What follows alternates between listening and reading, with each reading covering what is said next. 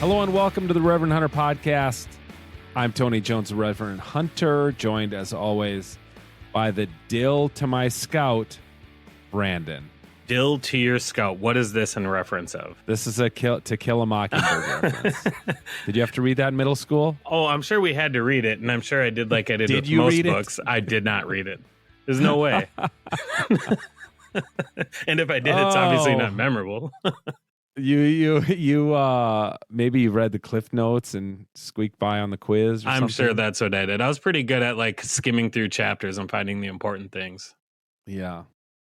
Well, all the more reason for people to get audiobooks then, I guess. Which, I agree. Speaking of audiobooks, my audiobook should be out a week from now, thanks to you. I mean, I don't know. Have you ever heard anything back from the publishing house? I never did, but I just assume that the audiobook of The God of Wild Places will be available on April 2nd on Audible. I'm going to assume it will be too, because I haven't heard anything back. I asked a couple times just to be cautious if everything was right down to the specs and everything else. So I think we're good.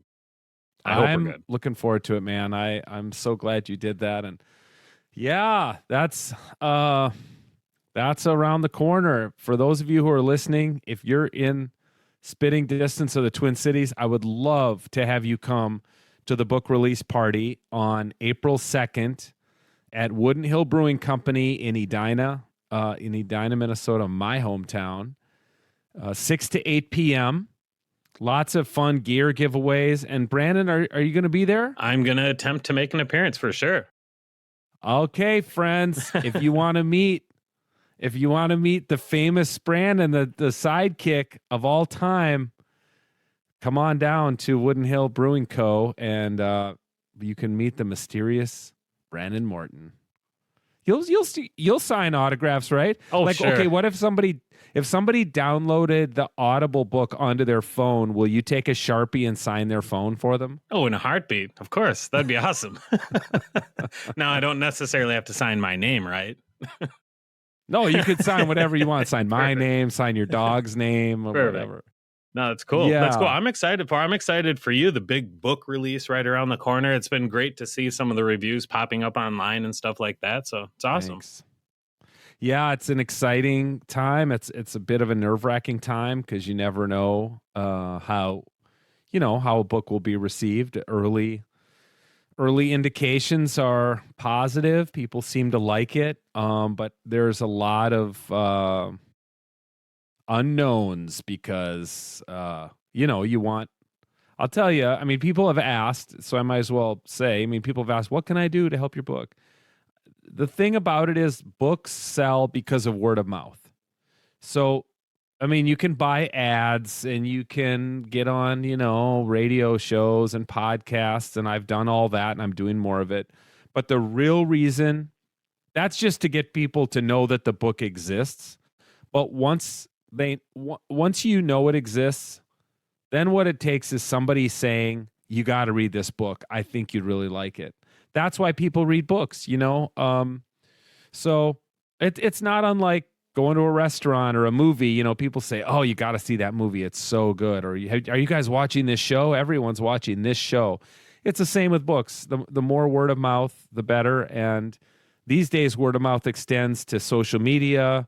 A really important component is reviews on Amazon and Goodreads and Barnes & Noble and Bookshop and all the places, but particularly Amazon and Goodreads. Those reviews, people really pay attention to book reviews just like they do restaurant reviews. So if you want to know how you can help, that's how you can help. Tell other people about it, write a review, post on Facebook or wherever you're socially active.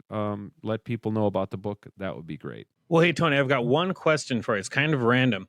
If you could pick any author, alive or dead, to read your book and give you an honest review on it, who would it be? Oh my gosh, what a great question. I think the first one who comes to mind is, I'd say, John Krakauer. Oh, because wow. I love his writing. He writes about the outdoors, obviously. He's written award-winning bestsellers about, climbing Mount Everest, about Chris McCandless, the kid who died in the bus, in Alaska. and that, he's had him turned into movies.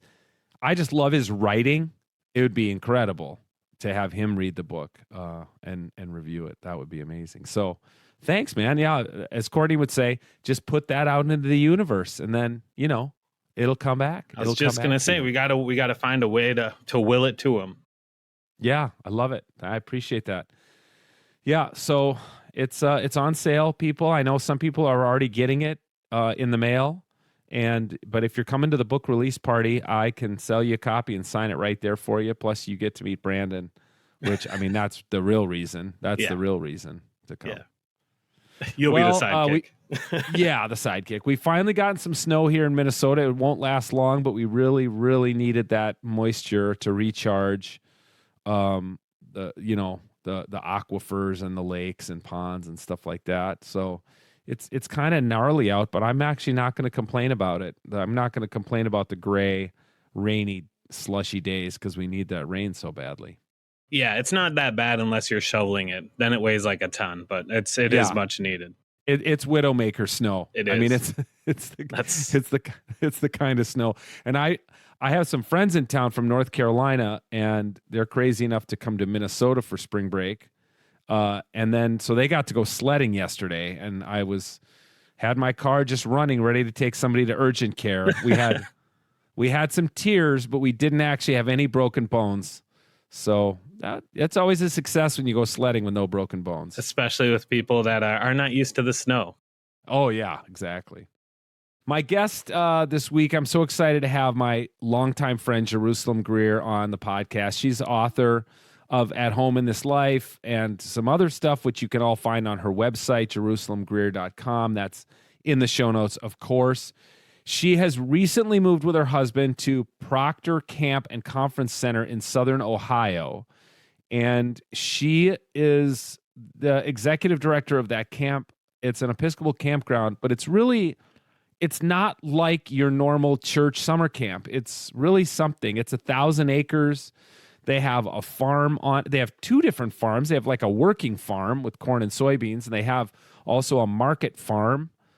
They have chickens, and they have all sorts of other animals. They have a little duck pond, and she and I are cooking up some fun ideas for the future of how our interests overlap. So I think you'll hear more from Jerusalem and me as time goes on. I'm appearing on her podcast. We're kind of doing a podcast back and forth, which is pretty cool. But she's an awesome friend. She's going to tell us about liturgical agrarian shenanigans, and she's going to explain zhuzhing. So make sure you stay, make sure you listen for when I never even heard of zhuzhing before, and she had to text me how to spell it correctly. But yes, we talk about zhuzhing. So friends, thanks for listening. Thanks for your support. Don't forget to grab a copy of The God of Wild Places. Join us at the book release party if you can on April 2nd at Wooden Hill Brewing Company in Edina. And until next time, thanks for listening, reviewing, rating, and sharing the Reverend Hunter podcast. Here's my conversation with Jerusalem Greer.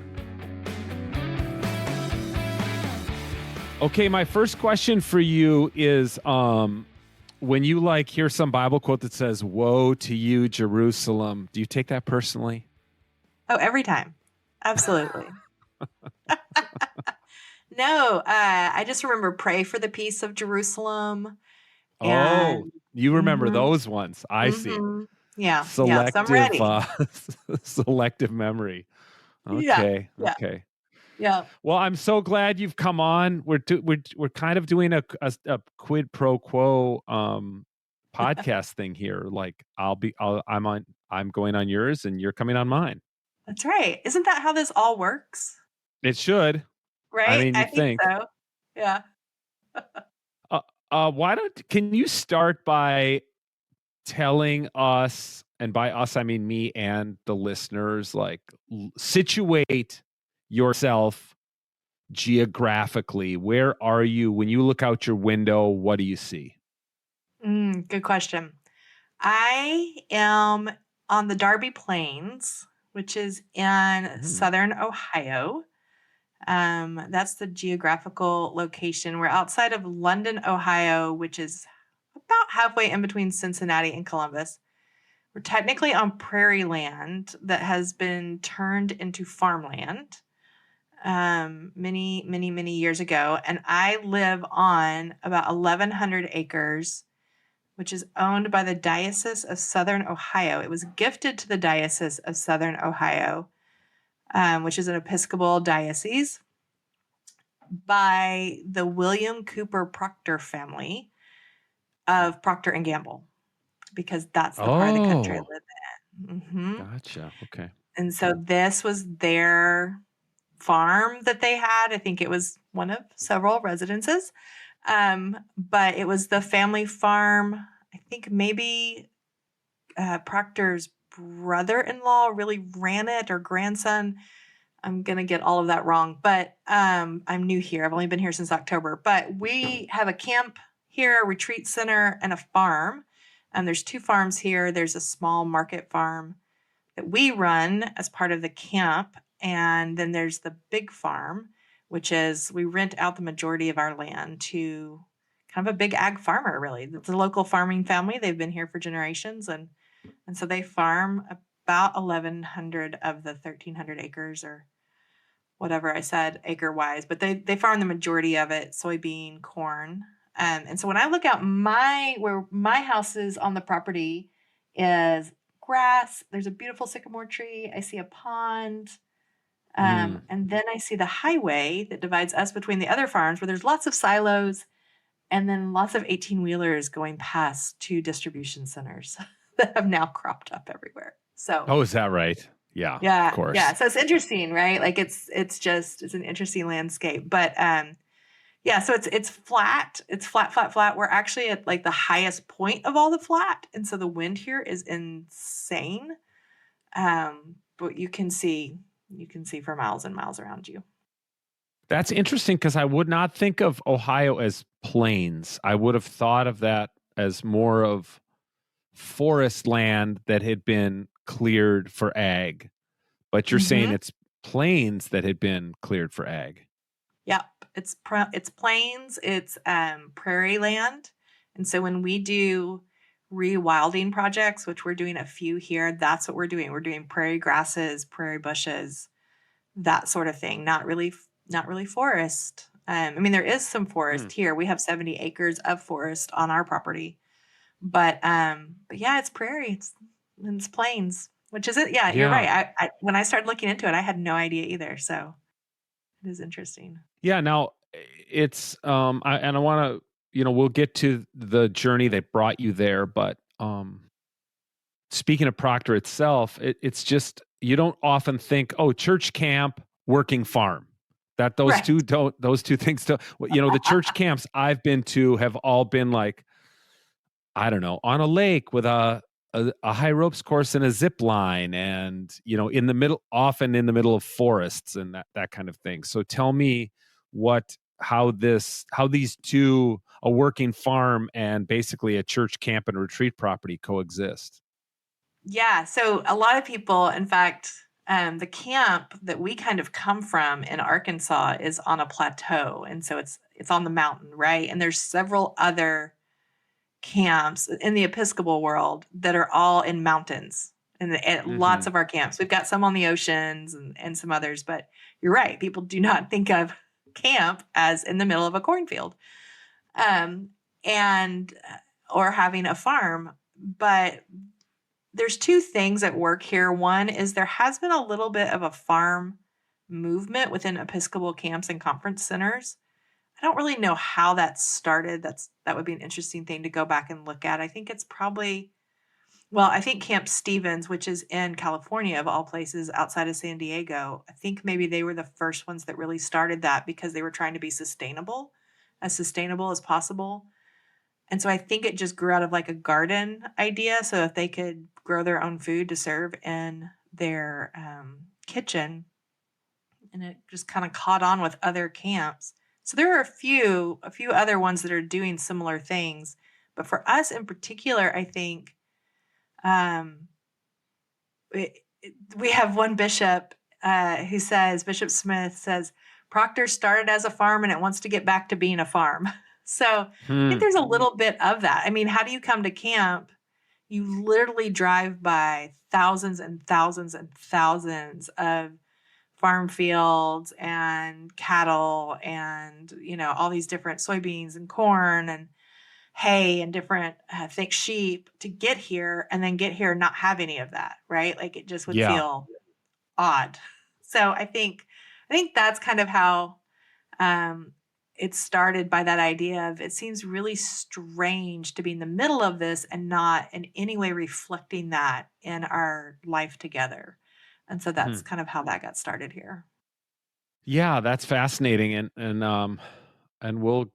I want to hear how it works on a day in, day out basis, but why don't you tell us a bit about how you got there? You already mentioned that you came from another type of camp property in Arkansas. What was that like, and what caused you to move to Ohio? Yeah, so really we can blame Phyllis Tickle for everything. Aha! Yes, Phyllis Tickle and the Holy Spirit. Our dear mutual friend. Yes. Yes.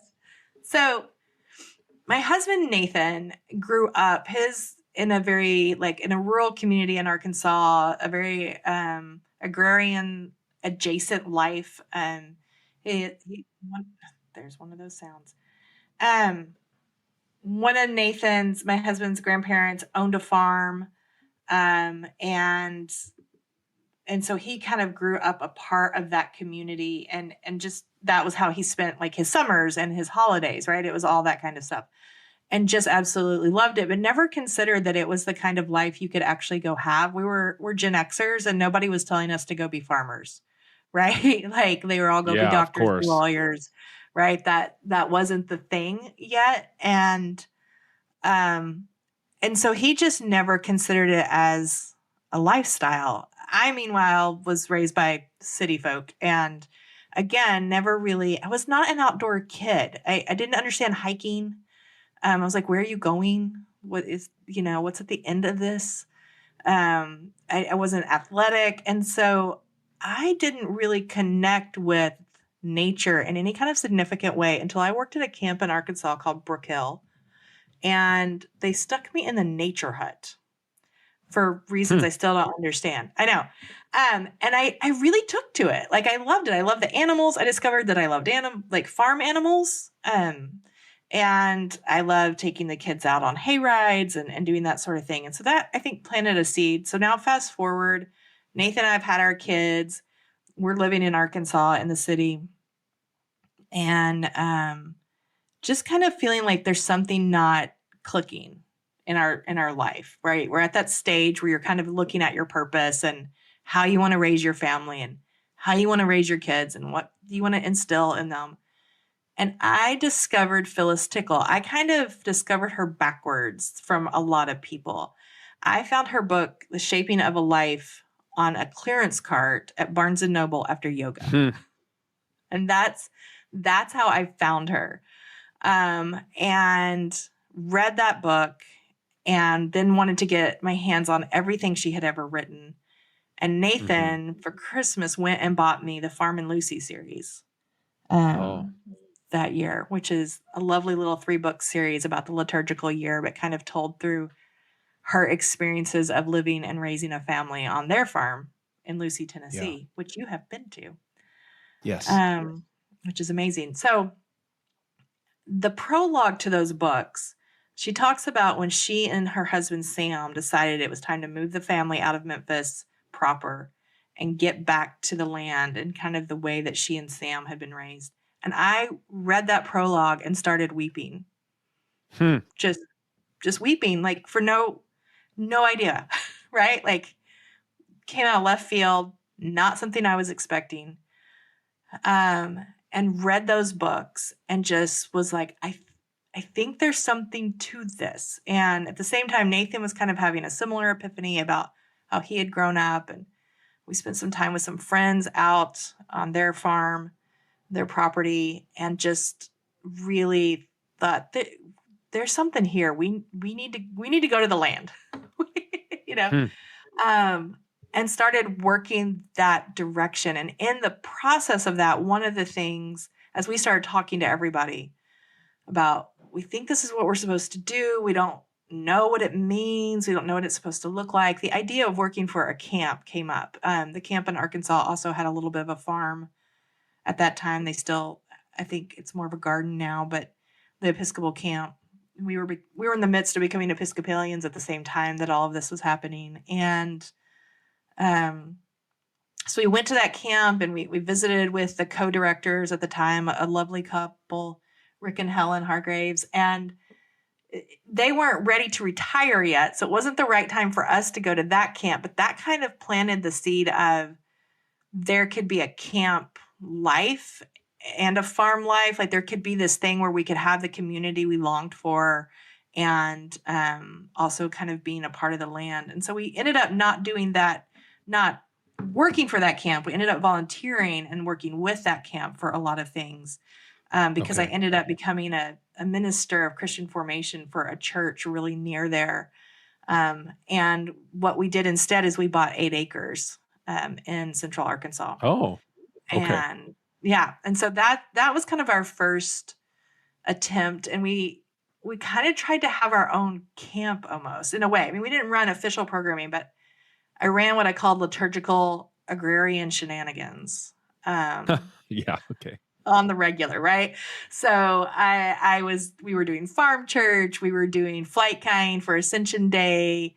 We were having like Advent events out there where we were burning things, big campfires and liturgies around that and house blessings and, just kind of combining kind of the liturgical calendar and being outdoors and rogation, tide, and all of these things. And so we did that for, I don't know, 7 or 8 years while my career kind of changed midstream in that. And really our boys grew up there doing that. And then we got to the end of that, they started graduating and leaving, which I'm not sure how, why that's a good idea, but.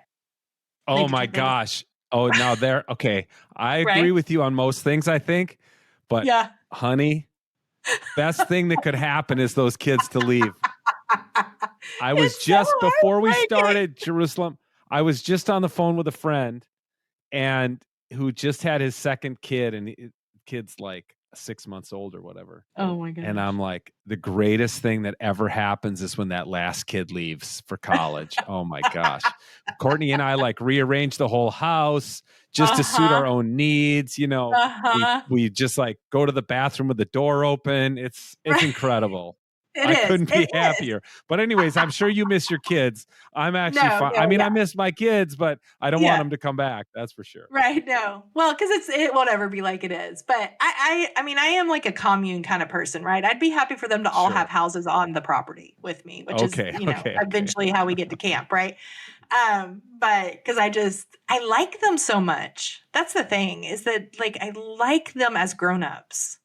I like my grown-up children. They're very interesting. They're very lovely. They're very smart. And they're just fun. So I'm like, now you're fun and you leave? Okay. So that's just my experience. So we kind of looked around and we thought, okay, the kids are leaving. Nathan was working in IT at the time, but like had this farmer's heart and was trying to keep, our farm, our little hobby farm going and commuting. And we just kind of were looking at like, okay, if we're going to make a change right here while our kids are leaving is the time to do it before this becomes the place where like the grandkids want to come and right. Like if we're going to get out, we got to do it now. Yeah. And so we had the opportunity in the summer of 2022 to move to New Jersey of all places.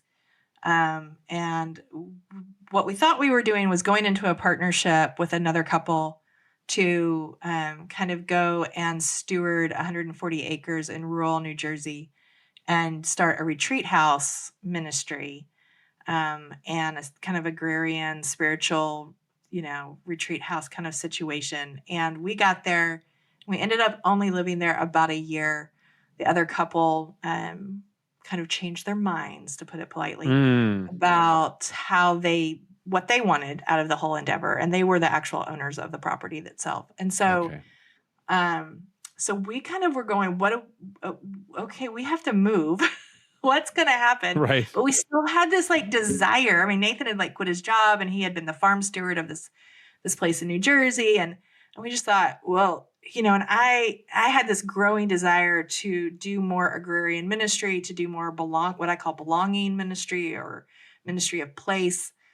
And we really do love living in community. That's like not completely like multiple couples in one house, but within close proximity, right?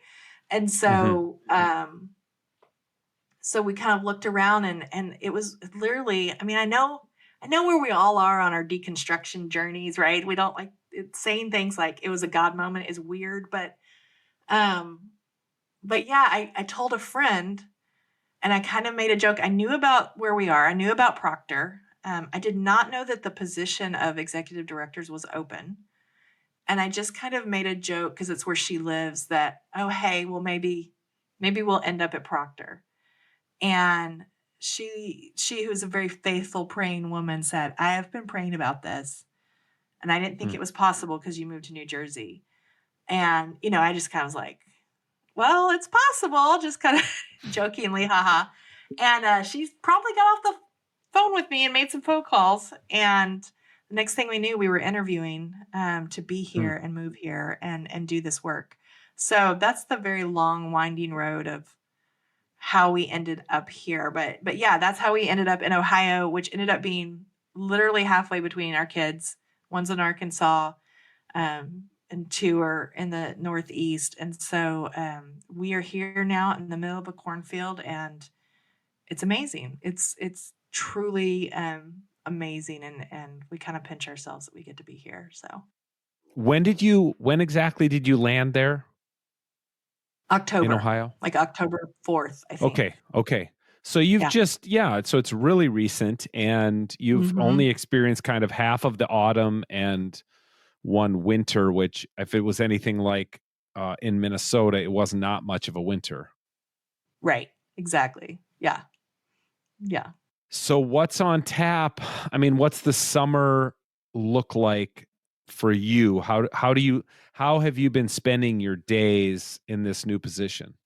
Yeah, so a lot of what we're doing now is just to get ready for what's about to explode, right? So everything right now is about either summer camp, because we do have summer camps for kids and adults actually, and families, but we actually have like adult camp.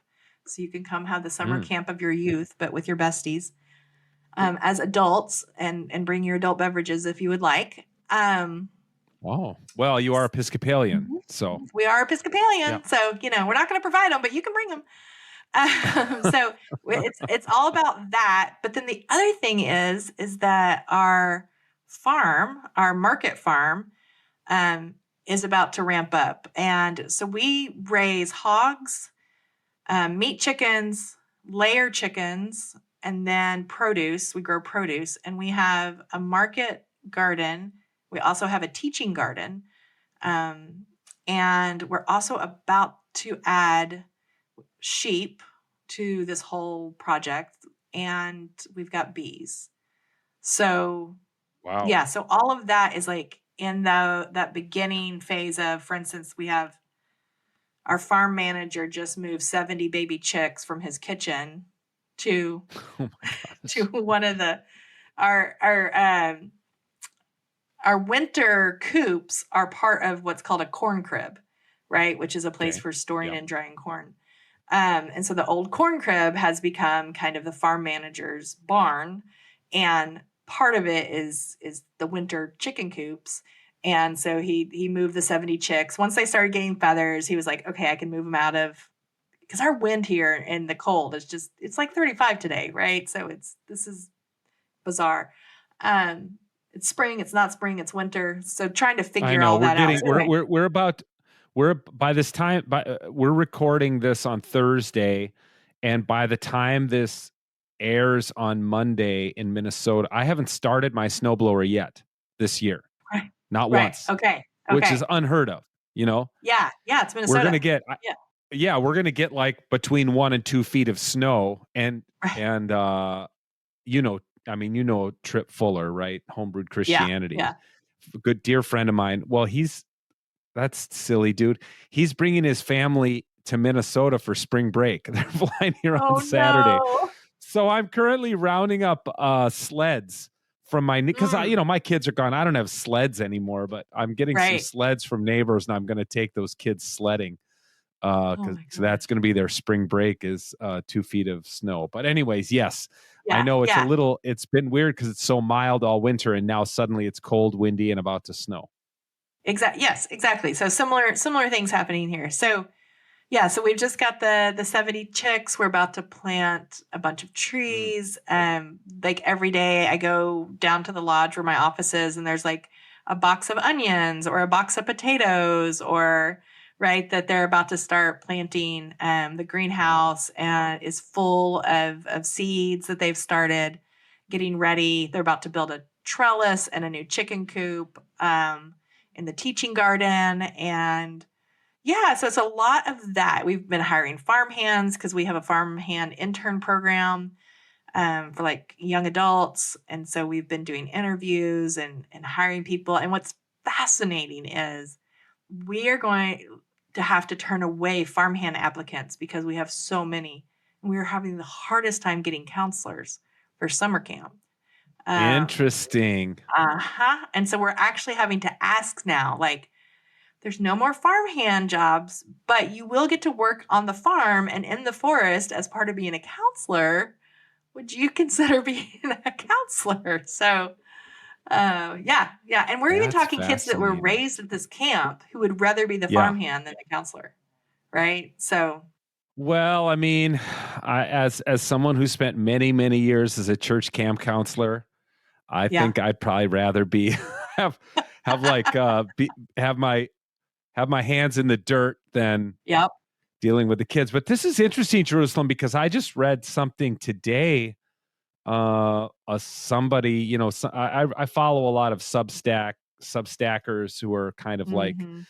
writing about teens, and you and I have both been interested in youth ministry and adolescence and stuff like that for a long time. And Yeah. Jonathan Haidt's got a new book coming out, and there's more and more research about how bad cell phones are. And also, this was fascinating, the demise of high school babysitters, that Oh, yeah. people don't trust high school kids to babysit anymore because we're all so worried about, and the Hmm. the the Hmm. thesis of this post was like, go hire a 13-year-old girl to watch your kids. They're going to be fine. Like, this is an important part of, I mean, I babysat a ton, but I wonder if the lack of interest in counselors is, high school kids don't really care for younger kids in the way that we all used to when we babysat and counseled at church camp and et cetera, et cetera. I mean, all year long, I was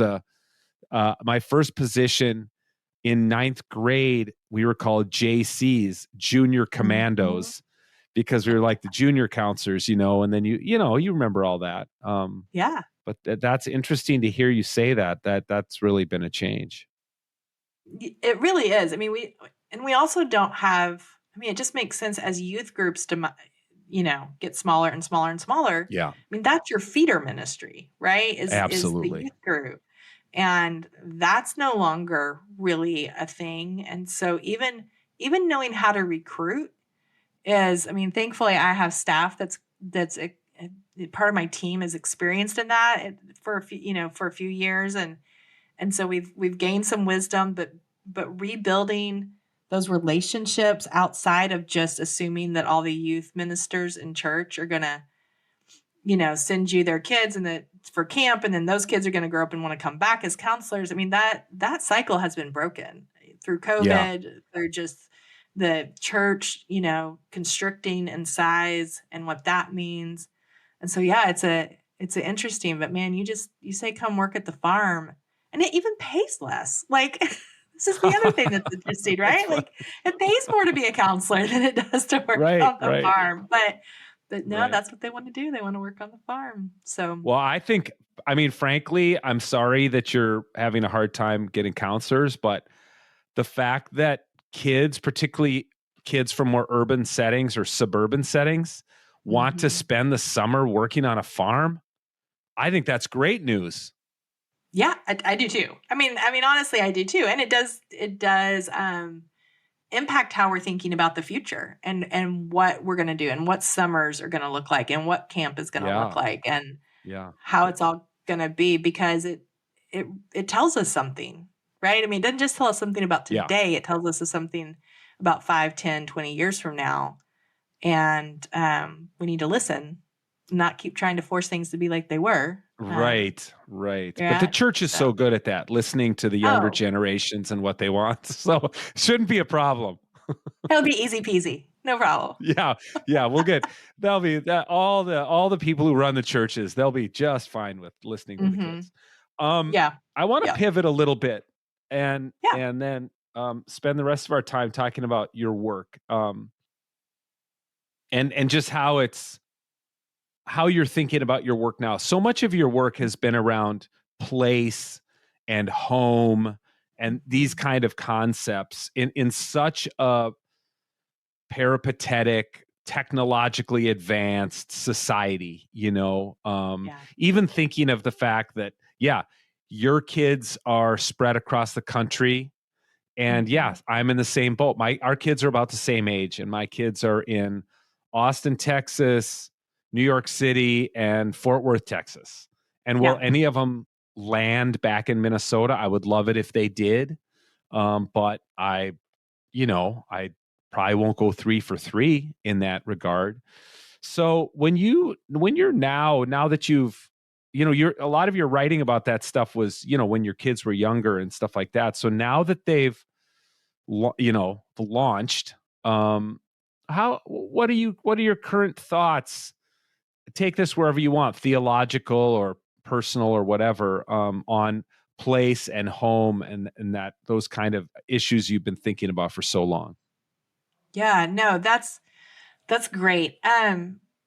Because it's so true. I mean, I was like an early mommy blogger, right? Yes. And I did the blogging thing, and it was all about domesticity and connecting faith to that. And then I think that's probably why I am a little bit like, my kids left, and then where does that go? I mean, like, where does all that go? And for me, it's going to camp and it's going to church, and here it is. But I can remember being at Wild Goose, and I only went to Wild Goose once, and I think it was right after my first book. So it's probably around 2013, 2012, somewhere in that area. I don't remember. It was when the Indigo Girls played in Glennon Doyle, like, jumped on them. It was whatever year that was. Okay. That's like my memory, right? And it rained. Of course it rained. Of course. But I can remember there not being anything about family in the home. There were no workshops about family or home. And it was very it was almost like home was a 4-letter word, or right, or like talking about it was all justice based. It's not, none of that's bad, but I just thought, but there were also all these kids running around. Like, it was this I thought, very disconnected thing, right? And so the one year I think I did, what was it? Christianity 21, was that what it was called in Denver? Yep. Yeah, and that was like my little TED Talk that I gave, right? Was about that, because I was so mad that we're not talking about how to do faith with our kids, and we're going to lose them. And of course, we lost them. So right, I'm like, well, there you go. That's what happened. Yeah.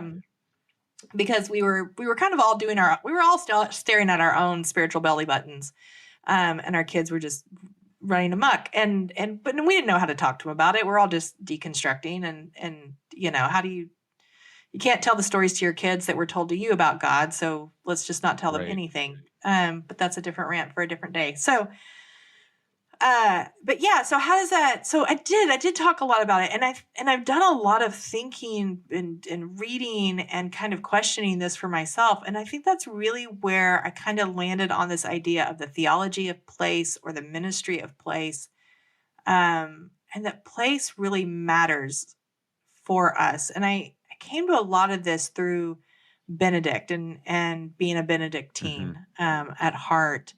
And this idea that we get called to both people and place, and that the land, the place under our feet, the roof over our head, the trees, the birds, whatever, all the things, they matter and they should root us, and we should feel responsible to them, as well as for them, or it, or whatever. And the other part of that is this idea of belonging, kind of the same thing that was happening as I was kind of wrestling with all that, is also this idea of loneliness and the epidemic of loneliness. And that belonging, offering belonging, not membership, but like true soul belonging. I mean, it's the cheers moment, it's the place where everybody knows your name and you feel like you can be your true self no matter what that looks like.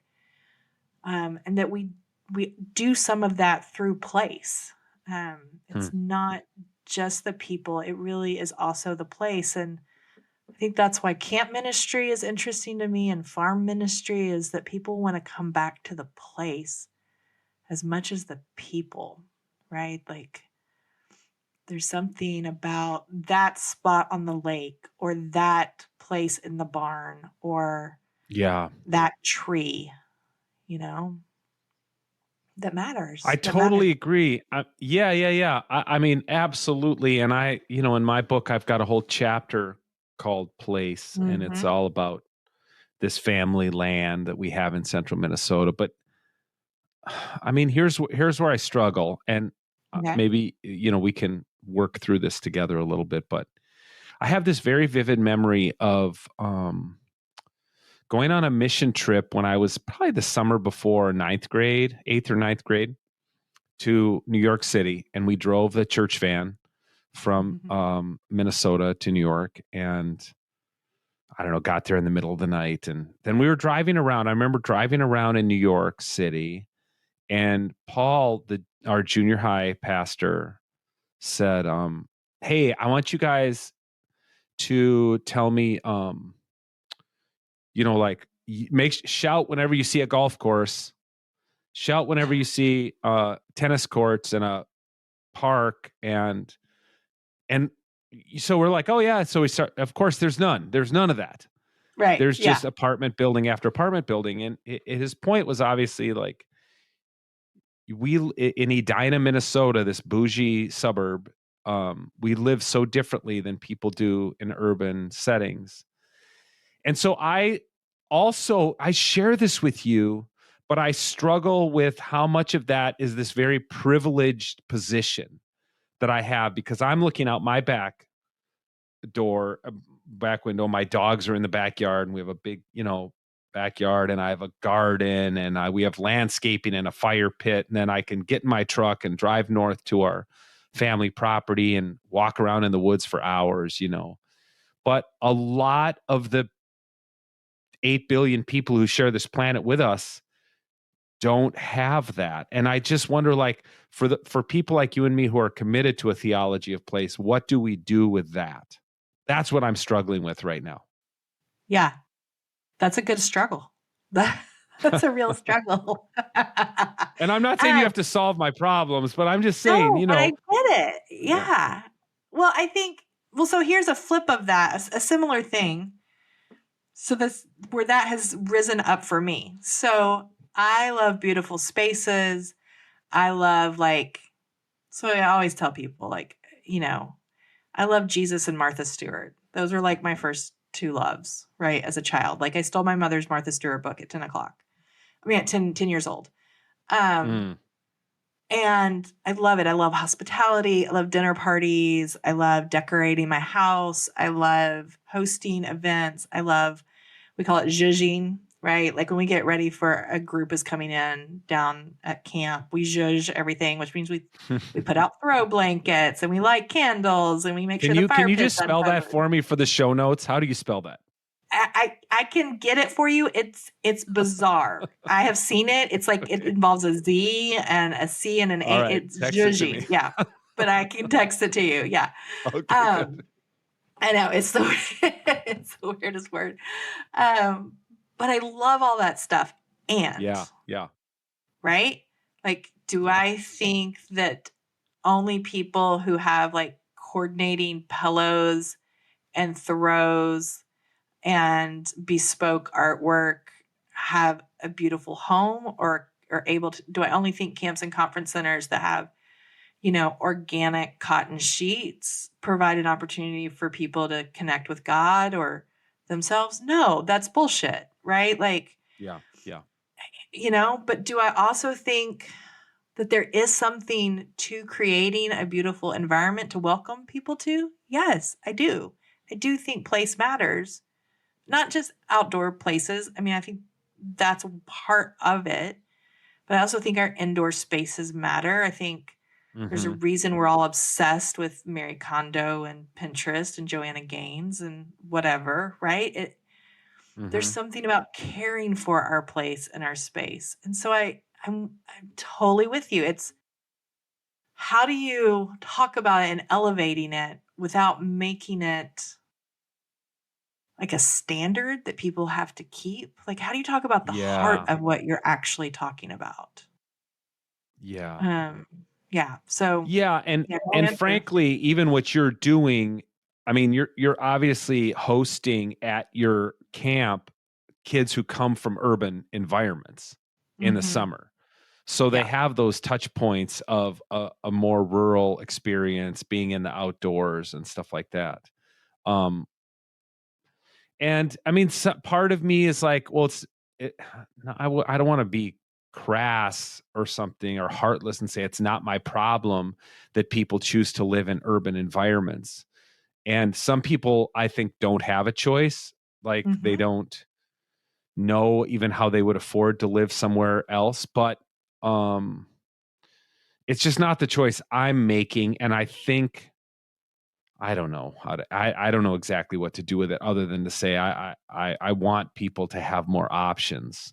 To not we don't have to relentlessly urbanize as a society, even though that seems to be Yes. the direction we're going. You know, Amen. Yeah. and I No, we just don't. wonder what role. No. Like you tell me, you're more involved these days in church life than I am. I think. Like Yeah. how can the church, is this something the church is ready to embrace, is a theology of place, and to preach that and to give people tools for that? I If they're not, they need to be, because it's where we're headed. The thing is, to get on the topic of your other podcast, right? Like Hmm. it's all happening now. Like com the soup of traditions and different things are happening. I was telling somebody, I was talking to them about ministry of place, and I was talking to them about emergent stuff. And they were like, "Yeah, do you actually think it's happening?" I said, "When I wrote my first book, Baptists did not celebrate Advent. And Yep. now you cannot go into a Christian bookstore of any ilk and not Yeah. find a million Advent resources, right?" So, like, I Yeah. had to write the book because there wasn't anything for me to raise my kids as kind of a post-evangelical-ish, what emergent becoming Episcopalian, right? Like there was nothing Hmm. for me, which is why I wrote that first book. And now they're everywhere. Like I even kind of just got out of that lane because there's people doing it so much better than me. And they're young and they have energy and right, like, and they have little kids and Hmm. they're doing it on Instagram, and they have whole things. And what I think part of that is that we're we're going to lose our buildings. We Yep. just are. And in the Episcopal Church, at least, one of the fastest growing kind of new ministries that we are seeing is outdoor ministries: wild church, Interesting. beach church, hiking church, garden church. Good News Gardens, which is a Episcopal, basically kind of like Victory Gardens. It was started during COVID. I was one of the co-founders of it. And it was a way to kind of connect prayer and proclamation and planting all together because it Wow. was like during stay home orders, right? And I was in charge of evangelism for the Episcopal Church at the time, and I was like, we can't go anywhere. How are we going to evangelize? And there was also like this creation care crisis. I mean, COVID's a direct result of abuse of creation. And so it was kind of this idea of like, well, what can we do to help people feel connected, to do something with their hands wherever they are? And so we came up with this thing called the Good News Gardens movement that asked people to plant more, proclaim more, and pray more. And we were like everything from a window box of rosemary, that you can like put on bread, to whole crops.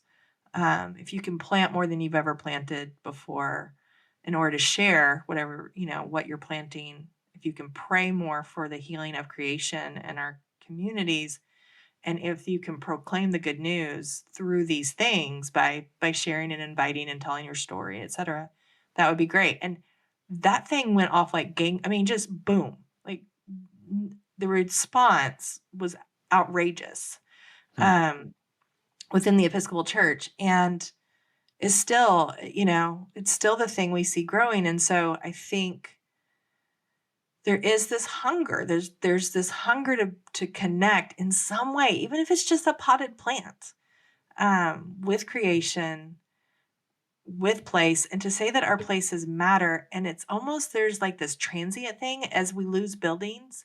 How can we still stay together? How can we still find ways to be community and worship? And, you don't have to pay any rent to go pray in the state park, right? I totally agree with. And I think that's one of the answers to my quandary is to say there's public land it's one of the beauties of living in North America as opposed to say Europe, where there's almost no public land. Wow. The American conservation model is such that almost anywhere you live in the country, you can in under an hour you can put your feet on public land that's owned by all of us, and you can walk there and you can hunt there and you can fish there and take whatever it may be. And so I think that's right. But I also think this is what's going to be fascinating for me to watch. And I want to give you a couple of years and then have you back on to say, like, what are you in this new chapter now? What are you doing differently than when you landed in October 2023 in that place? Like, how have you made it your own? And then what practices are forming? What liturgical agrarian shenanigans are you up to? Yes. Yeah. Yeah. No, I can't wait to have that conversation. I can't wait to have it because it's going to be interesting because we landed here at a shifting moment. 100%. Yeah. I think it's one of the reasons why we're here. I think it's one of the reasons they wanted us in particular here, because we kind of have a bigger imagination, and having the church-wide viewpoint that I have from my 5 years of working with our presiding bishop and seeing what is the thing that's unifying us across the board. And that's the thing. I mean, that's the thing that resonates in every part of the country I go to, that I travel to, and even the world, even, the places I went to outside the U.S., within the Episcopal Church. I mean, the place, that connection of the tradition with the place and how we do that. So the first event I did when we got here, because I just felt like we kind of needed to put a stake in the ground, right? When you first get to a new place, right? Like, and we did a foraging for Advent event here. And it was hugely successful in terms of, now you have to know Episcopal numbers, right? They're not, so 50 people for us is like knocking it out of the park, right? And but yeah, we did this thing where we took an old tree that had fallen down. We sliced it into like circles that were, I don't know, a couple of inches thick. Then we used a drill press, I think the guys used to drill holes for candles. So 5 holes, right, in the top of the log slice. Mm-hmm. And then we invited people to come and forage for whatever they wanted to make to decorate their wreaths with. And then we had beeswax, sheets of beeswax that you could roll up and make your candles. And it was some of the pictures of those wreaths are some of the most beautiful Advent wreaths I've ever seen. That's And awesome. and it wasn't just people from churches. It was like people from the community. It was people most of the people who were here had never been here before. But it was like that connection of that tradition, right, with the outdoors. Like, Yeah. We all need an Advent wreath, so because we can't have Advent without the candles and the wreath, right? But but here we are all outside, and it was. I mean, there were so many metaphors. Like there were so many things you could like preach on forever because everything they were finding and using was quote unquote dead or dried. Yeah. Right. So it's just interesting. I love it. Yeah. Well, I am going to check back in with you after you've, planted yourself there a little more, and I'd love to hear what you're up to. And I'm just going to make this final observation that you don't even need to respond to. Okay. But as someone, we're about the same age. We're both Gen Xers. We both been, sent our last kids off out into the world now. And I have a lot of friends, frankly, who are really struggling with that transition. I have multiple friends who are like in the midst of divorces or have just gotten divorced. They, their kids leave and they look at each other and they're like, yeah, we don't really have anything in common other than our kids or whatever.